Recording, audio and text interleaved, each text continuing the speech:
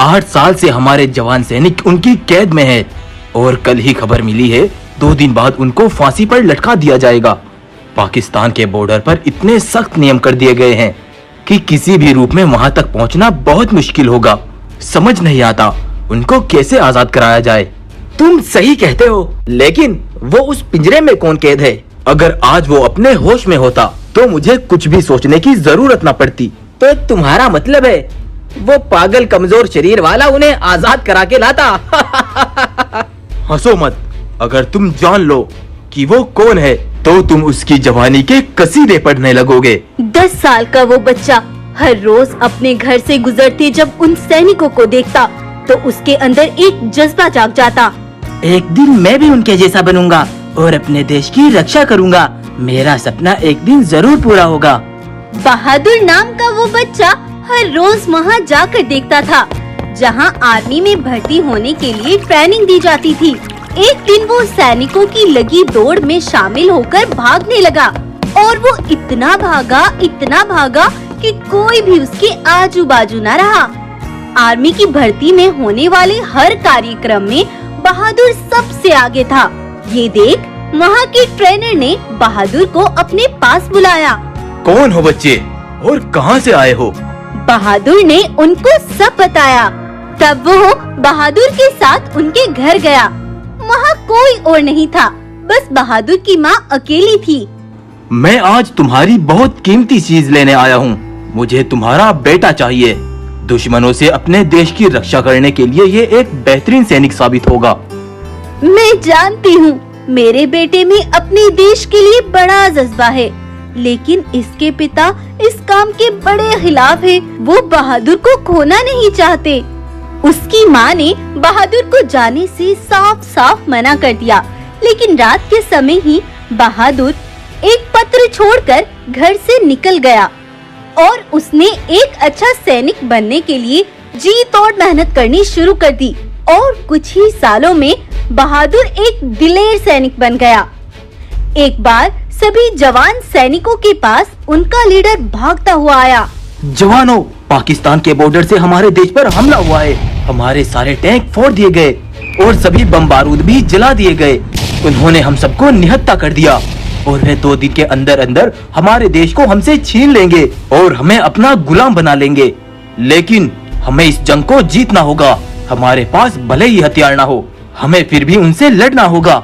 हमारे पास कोई हथियार नहीं है और उनके पास हर हथियार होगा, तो हम उनसे कैसे लड़ पाएंगे? ये बिल्कुल सही कहता है। हम निहत्थे कैसे लड़ सही पाएंगे? कहते हो। हम ऐसे सही उनसे कहते हो। नहीं लड़ पाएंगे। हम ऐसे उनसे नहीं लड़ पाएंगे। मत भूलो, तुम किसी की उम्मीद हो। जनता हमें अपना रक्षक मानती है। एक सच्चा सैनिक वही होता है जो हर परिस्थिति में दुश्मन से टकरा जाए। अपने प्राणों की ना सोचकर पहले अपने देश के बारे में सोचे। अगर हम ही डर गए तो देश की रक्षा कौन करेगा? जो भी देश के लिए लड़ने के लिए तैयार है वो अपना हाथ ऊपर करे। मैं लड़ूंगा तुम्हारे साथ। हाँ हाँ, मैं भी।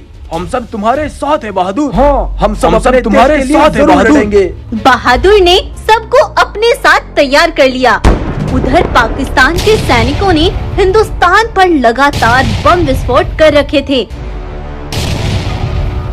लेकिन फिर भी बहादुर सैनिकों के साथ बॉर्डर की ओर आगे बढ़ रहा था। लेकिन तभी एक बम कुछ सैनिकों पर आ गिरा और वो वहीं मारे गए। आगे बढ़ते रहो जवानों, डरना हमारे खून में नहीं है। वो सब पाकिस्तान के बॉर्डर को पार कर गए और वहाँ के सैनिकों पर टूट पड़े। उन्होंने पाकिस्तान के सैनिकों को धूल चटा डाली। इसी दौरान पाकिस्तान के लीडर से हिंदुस्तान का एक सैनिक जा मिला। तुम्हें ये जंग हारनी होगी। अपने सैनिकों को तुम्हें हमारे जाल में फंसाना होगा। इस काम की कीमत मैं तुम्हें इतनी दूंगा कि तुम्हारी 7 पुश्ते भी आराम से बैठकर खाएगी। उस सैनिक को लालच आ गया और वो अपने साथियों के पास गया। जवानों, तुम सब आगे जाकर देखो, उनके सैनिक आगे भी जरूर होंगे। इनको बहादुर और मैं संभालते हैं। उसकी बात मानकर वो जवान सैनिक आगे चले गए, लेकिन उन पर बम विस्फोट करके उनको बहुत जख्मी कर दिया गया।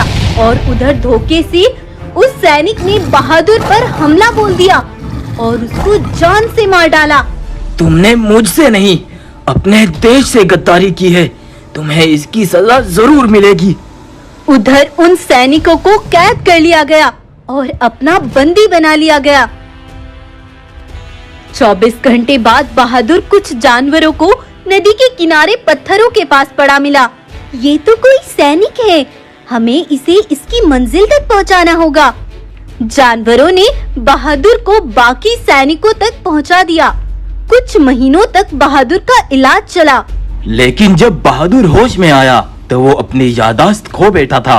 वे कभी किसी पर भी हमला कर देता था। उसकी ये हालत देख उसे पिंजरे में कैद कर लिया गया था। तब से ये अपनी होश में नहीं आया। शायद इसके दिमाग पर कोई चोट आई थी।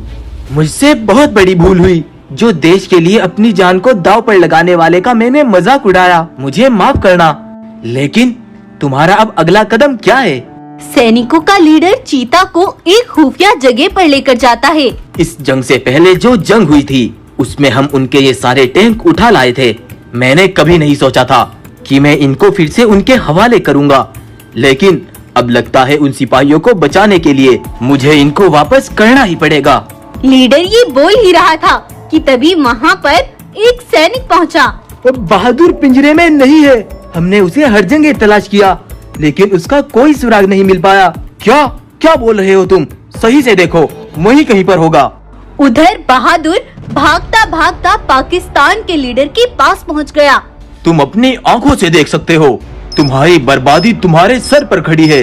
अगर तुमने हमारे सैनिकों को नहीं छोड़ा तो 1 सेकंड के अंदर तुम्हारे हथियारों में लगे ये बम सब कुछ एक पल में तबाह कर देंगे।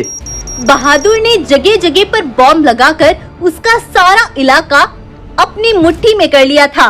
पाकिस्तान का लीडर अब पूरी तरह से मजबूर हो गया। उसने बहादुर के सिपाही उसके हवाले कर दिए और बहादुर उस बॉम्ब कंट्रोल का रिमोट पाकिस्तान के लीडर के हवाले कर देता है। और जब बहादुर अपने जवान सैनिकों को लेकर हिंदुस्तान पहुंचा, तो उसका लीडर उसे देख हैरान रह गया। उसकी बहादुरी के किस्से पूरी दुनिया में फैल गए।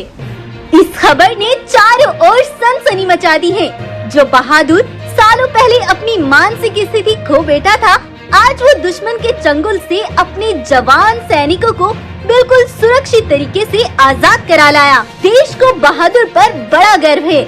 ये खबर जब बहादुर के माता पिता देखते हैं तो उनको अपने बेटे पर बड़ा गर्व महसूस होता है।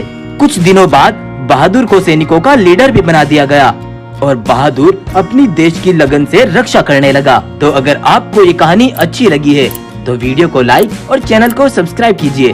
धन्यवाद।